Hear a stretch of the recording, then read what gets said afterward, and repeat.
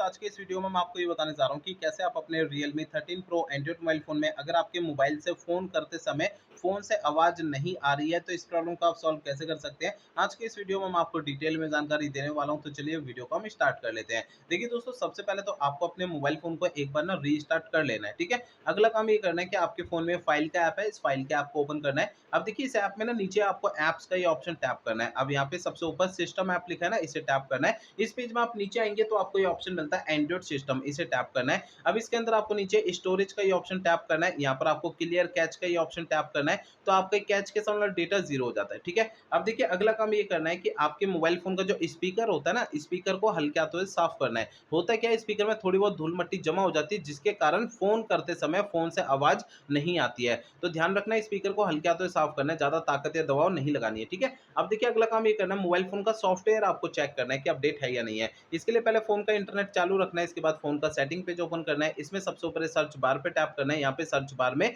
System security आपको लिखना है। नीचे सिस्टम सिक्योरिटी का एक ये ऑप्शन शो होता है, सिस्टम सिक्योरिटी पे टैप करना है। अब इसके अंदर आपको ये सिक्योरिटी अपडेट पे टैप करना है। अब आपको ना इस वाले पेज पे कोई भी अपडेट का बटन या डाउनलोड इंस्टॉल अगर यहाँ पे लिखा हुआ दिखाई देता है, तो उसे आपको टैप करके फ़ोन का सॉफ्टवेयर अपडेट करना है, ठीक है।